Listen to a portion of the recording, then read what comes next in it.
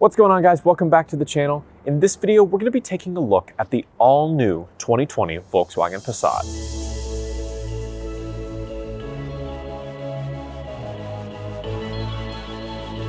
So the all-new Passat, it's really more of a exterior redesign, more so than anything else. You do have a couple new features on the inside, some additional safety features that we didn't see in the previous year's model, and it's, how do I say this?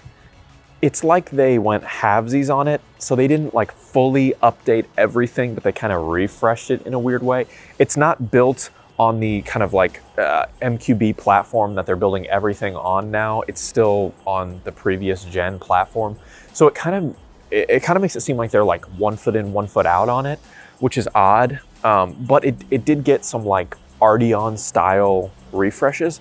You can kind of tell on the sculpted hood here, some of the way that the LEDs are designed, how the badging on the back has this spaced out Passat wording now, some of the rims, just how like long and like sedan-like it is. It's weird. It's like they didn't want to fully commit to keeping the Passat around and fully redesigning it, but at the same time they're like, it doesn't look as great, so we're gonna make it look kind of like a small Arteon. So let's kind of walk through everything you get here. Now this is the R-Line trim. So it's, and not top of the line, but it's what, second highest trim you can get. SE, SE, R-Line, and then SEL. So it pretty much has everything you'd want outside of like the leather interior that you'd get on the SEL. It has the biggest wheels, so it has the 19-inch 5-spoke wheels here that you even get, I think it's like 18-inch or 17-inch on the SEL. So you get bigger wheels here, more sporty, as you can probably tell, with like the R-Line badging and some of the accents and stuff like that. So under the hood, you've got a 2.0 liter turbocharged 4-cylinder engine. It'll get you about 34 miles per gallon highway, 23 miles per gallon city, and it has about 174 horsepower. So this is the engine that you get across the board. You do not have the V6 option anymore. This is the only one that you can get. So starting up front, you do get LED headlights and LED daytime running lights across the board on all models, including the base model. The only real difference you get if you were to step up to the SEL is you'll get the automatic like corner illuminating feature to it. But you do have the LED headlights just standard, which is crazy and a really nice feature to have. Now, I kind of talked about the sculpting a little bit. You'll notice like the hood has these like really like sculpted aerodynamic lines to it. It's very like angular up front. You've got these hard corners here, as well as this like really nice grille with the R-Line badging like we talked about. No fog lights here, but you do have some nice like a mesh grate down here. And just it's more elegant than any Passats we've seen in the past. Some really nice additional standard features: rain sensing windshield wipers, heated side mirrors. These ones have blind spot monitoring and integrated turn signals. Now they are manual folding. You've got just a standard sunroof. It's not panoramic. It's still pretty small. You've got the 19-inch 5-spoke wheels like I mentioned earlier. They look really, really sleek. Very like, there's a lot of negative space in them. They're really unique looking, I think. R-Line badging on the side. You've got keyless access on the door handles. LED tail lights, like I mentioned. You've got a rear spoiler, more of a lip really, but LED tail lights, rear vision camera, Volkswagen badging, and then you do have that Passat, that wider Passat badging like I mentioned before. Dual chrome exhaust tips and a pretty standard rear bumper other than that. But that is everything on the exterior. Let's go ahead and hop inside. So inside the cabin, you'll notice that there's really not that much that's different.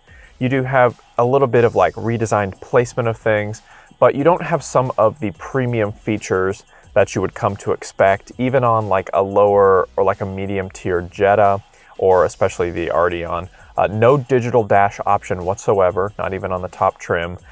Really basic steering wheel. You don't have like a sporty steering wheel at all. You don't even have R-Line badging on the steering wheel, which is odd because you get that on pretty much every other R-Line trim.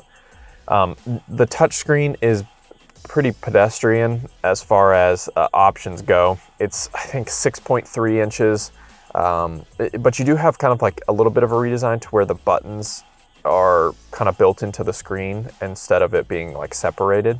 Standard rear vision camera as well, nothing fancy there. You've got dual zone climate control, heated seats, You know, your standard like single USB port and then a 12-volt outlet. Also, like I mentioned, no digital dash there, just your standard gauges, but you do have that colored information cluster right there that you can change what's on it by using the arrow keys. So you've got your adaptive cruise control there as well. Now you have VTEX leatherette seating surfaces inside the R-Line here. The driver's side, they're both heated, driver and passenger. The driver's side is an 8-way power adjustable, and the passenger side is a 4-way manually adjustable seat. As far as connectivity goes, like I mentioned earlier, one USB-A port in the front with a 12-volt outlet, and then in the rear you get 2 USB-A ports, and that's it, right next to the rear vents. So as I mentioned, you do get some additional safety features that are now standard on everything, including the base model. So you now get forward collision warning, automated emergency braking, blind spot monitoring, and rear cross traffic alert standard. So some really nice safety features just by default. And if you do want to upgrade a little bit like this R-Line has, you can get adaptive cruise control and lane keeping assist. Now I mentioned before that the entertainment center was about a 6-inch display. That's 6-inch is the usable screen size. So your actual content or viewing ability will be in that 6-inch space. It is an 8-inch display in total, which is standard across the board, because like I mentioned, the buttons are now built into the screen.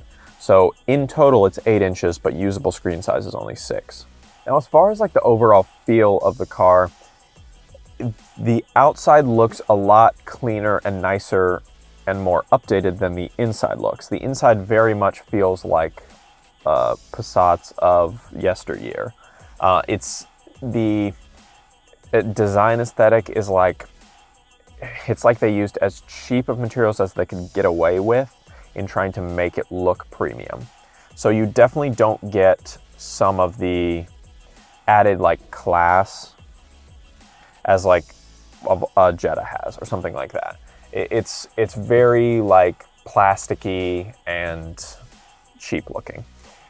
So I don't think that's going to change much if you go up to the SEL, other than maybe getting Napa leather seats. So I don't know, it's not that cheap either. You know, you'd think that maybe something like with this type of materials will be somewhere in like the $22,000 range. This one is $28,000. So it's definitely expensive, and more expensive than a really nice Jetta that has more of like a driver-centric, sporty look to it. Now, keep in mind, the Passat is in between the Jetta and the Arteon, so it's bigger. So it's got more space than what you're going to get with the Jetta. So if you need more space, this is what you're going to have to be stuck with, unless you want to really shell out for the Arteon, which is a very expensive vehicle, especially for a sedan. So I would always lean towards getting a Jetta instead of a Passat, just based on all the things I've just mentioned. Digital dash, bigger screen, nicer materials, better looking, in my opinion. Obviously, that's completely subjective. And, you know, more worth the value. You know, you get a lot more for what you pay. Now you're going to be restricted again because it's more compact. But, you know, going back to my 1 foot in, 1 foot out type thing, the reason this feels outdated material-wise and design-wise and build quality-wise is because it's not built on the new platform. So they're like, we want to give you that updated design of the Arteon on the outside, but we want to leave the inside as outdated as we can, and we're not building it on the new platform. And you're like, why? Why? Do you even care about the Passat anymore? And all signs point to no. All signs point to this being maybe the last Passat we'll ever get. I can't confirm that. I don't have that kind of insight, but that is definitely what it seems like with the whole approach that they've taken. Now again, you do get some really nice standard features. LED headlights standard is awesome. All the safety features that you get standard are awesome. Having the 8-inch, 6 to 8-inch screen standard is awesome. All that kind of stuff is great. But if you don't need the space of a Passat, I'd probably still lean towards a Jetta, because the Jettas are such a great value. All right, guys, and that is the all-new 2020 Volkswagen Passat R-Line. Now drop a like on the video if you loved it. Tell me in the comments down below, what's your favorite part about the redesign? Do you like the sculpted front hood, updated headlights, rims? Let me know, let's have a conversation about it. And don't forget to hit that subscribe button to be among the first to see all our videos on all Volkswagen models. We'll see you in the next one.